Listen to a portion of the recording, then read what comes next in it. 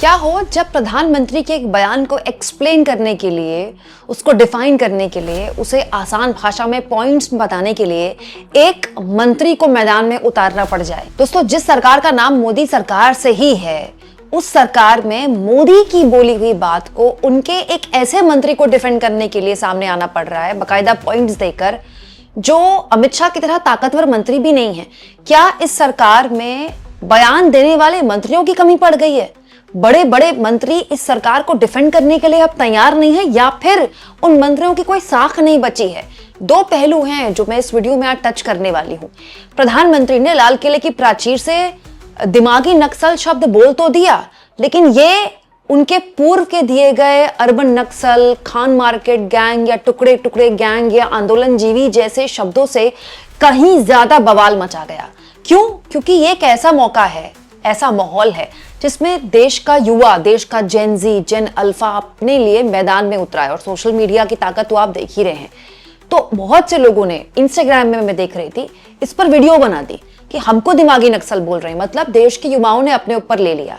हालत ये हो गई कि प्रधानमंत्री ने किसको दिमागी नक्सल बोला था, यह कहने के लिए रिजिजू को मैदान में उतारा गया है।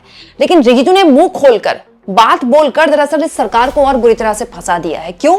क्योंकि रिजिजू तो बोल रहे हैं, लेकिन अमित शाह, निर्मला सीतारमण, राजनाथ सिंह, गडकरी चुप बैठे हुए हैं। बड़ा सवाल ये कि बड़े बड़े मंत्री ने, जितने भी बड़े मंत्रियों की फहरिस्त मैंने बोली, सरकार को डिफेंड करने में अब इनकी हालत खराब हो रही है। दोस्तों, प्रधानमंत्री का इधर बयान आया, उधर इंस्टाग्राम में रील्स बनने लगी कि देखिए हमको दिमागी नक्सल बोल रहे हैं, हम पर लाठियां बरसाई, हम पर पायलट गन डाल दी, हमको दिमागी नक्सल बोल रहे हैं क्योंकि हम सवाल पूछते हैं, हमारे पास दिमाग है इसलिए हमको दिमागी नक्सल बोल रहे हैं। इसको लेकर रिजिजू ने कल एक इंटरव्यू दिया है। आप जानते हैं, रिजिजू ने इस इंटरव्यू में बहुत सी बातें बोली हैं। एक और बात बोली है, दिल्ली पुलिस को एक तरह से क्लीन चिट दी है उन्होंने और कहा है कि दिल्ली पुलिस की तारीफ करनी चाहिए, क्या शानदार काम 20 जुलाई को उन्होंने किया है, कुछ होने नहीं दिया।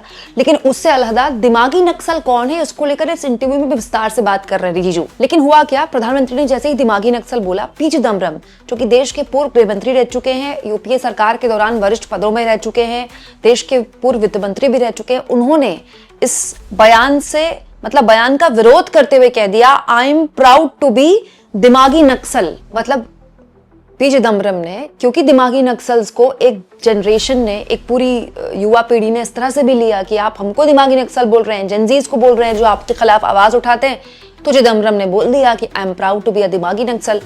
इसको काउंटर किया रिजिजू ने ये कहते हुए कि बड़ा मतलब अनफॉर्चुनेट है, दुर्भाग्यपूर्ण है देखना कि देश के पूर्व गृह मंत्री इस तरह की बात बोल रहे हैं। प्रधानमंत्री मोदी ने ऑपोजिशन लीडर्स को, विपक्ष के नेताओं को दिमागी नक्सल नहीं बोला था। उनके हिसाब से दिमागी नक्सल हैं जो नक्सलवाद को एक्सेप्ट करते हैं, माओइस्ट को एक्सेप्ट करते हैं, उनको सपोर्ट करते हैं और भारत के संविधान को रिजेक्ट करते हैं। Who stand with separatist and support article 370, जो सेपरेटिस्ट को, जो अलगाववादियों के साथ खड़े होते हैं और आर्टिकल 370 को सपोर्ट करते हैं। Who want to cut chicken neck to separate north east from India, जो चिकन नेक कट करके भारत से नॉर्थ ईस्ट को अलग करना चाहते हैं। तो ये बात रिजिजू साहब क्यों बोल रहे हैं सोशल मीडिया में? प्रधानमंत्री ने लाल किले की प्राचीर से क्यों नहीं बोला? क्योंकि पीएम ने तो ऐसी कोई बात नहीं बोली जो रिजिजू बोल रहे हैं। हथियारी नक्सल तो गए, लेकिन दिमागी नक्सल, ये दिमागी नक्सल मौके की तलाश में है, हिंसा अराजकता के वो रास्ते खोज रहे हैं, समाज को गलत राह पर घसीटने के लिए भांति भांति के दांव कर रहे हैं। प्रधानमंत्री ने भी जो बात बोली थी दोस्तों, तो उन्होंने नक्सलवाद के बाद ही बोला था। जैसे उन्होंने बोला था कि नक्सलवाद तो हमने समाप्त कर दिया, लेकिन अभी भी कुछ लोग हैं जो दिमागी नक्सल, मतलब दिमाग से नक्सल हैं। लेकिन प्रधानमंत्री मोदी ने स्पेसिफाई तो नहीं किया कि दिमागी नक्सल ये हैं, ये हैं, ये हैं। ये तो अपने आप में सवाल है कि ये रिजिजू को क्यों करना पड़ रहा है। और ये उन्होंने यहाँ नहीं किया, ये उन्होंने इंटरव्यू में भी किया उस न्यूज एजेंसी को। और उससे बड़ा सवाल जानते हैं मेरे मन में पिछले 1-1.25 महीने से क्या उठ रहा है? पिछले 1-1.25 महीने से जब से जंतर मंतर एपिसोड हुआ है, आपने एक चीज नोटिस करी? अमित शाह तो नहीं आ रहे क्योंकि वो क्या ही बोलेंगे। समझ में आता है कि उनसे ही सवाल है तो वो सामने कैसे आएंगे। लेकिन इस सरकार के पास वरिष्ठ मंत्रियों की फहरिस्त है। राजनाथ सिंह कहाँ है? भाई देश के रक्षा मंत्री है राजनाथ सिंह, और राजनाथ सिंह जब भी कुछ बोलते हैं, चाहे संसद के अंदर खड़े होकर बोले या बाहर मीडिया से बोले, उसको बड़ी धैर्यता से, बड़ी सम्मानजनक तरीके से सुना जाता है। कि भाई राजनाथ सिंह की एक एक्सेप्टेबिलिटी है ना, सरकार के अंदर भी है, विपक्ष के अंदर भी है, जनता के अंदर भी है। मतलब वो एक बहुत ही मैच्योर नेता के तौर पर जाने जाते हैं।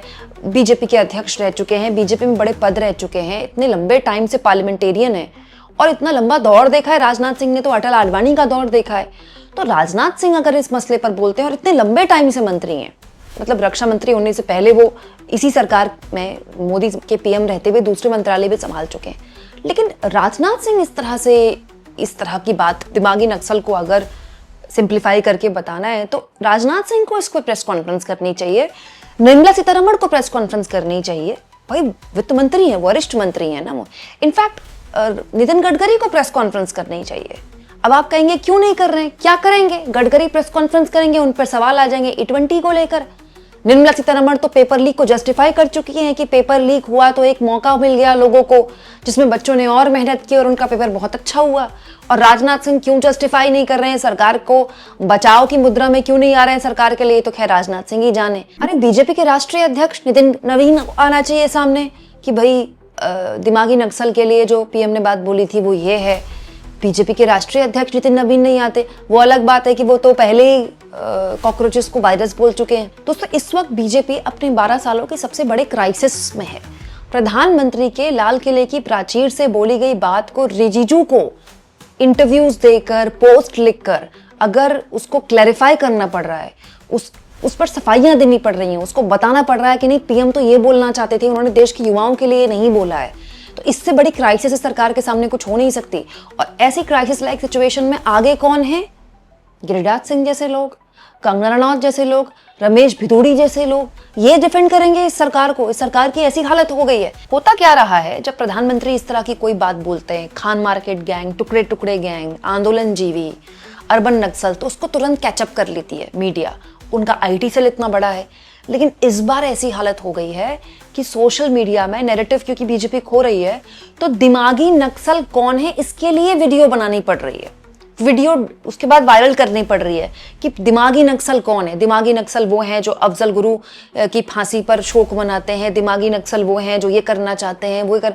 तो भाई ये दिमागी नक्सल नहीं है, इससे तो कोई भी इत्तेफाक नहीं रखता है। दोस्तों देश विरोधी गतिविधि में शामिल होने का सपोर्ट किसी ने भी नहीं किया। जो रिजिजू साहब बोल रहे हैं कि ये जो चीजें करता है वो दिमागी नक्सल है, तो ये तो क्लियर है। इसके लिए नया टर्म निकालने की क्या जरूरत है?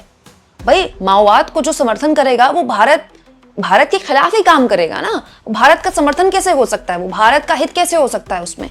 लेकिन ये डिफरेंशिएट क्यों करना पड़ रहा है किरण रिजिजू को? ये तो ऑब्वियस सी बात है, तो सबको पता है। आपको क्या लगता है दोस्तों? कमेंट बॉक्स में जरूर लिखें और जितना हो सके चैनल को शेयर भी करें और सब्सक्राइब भी।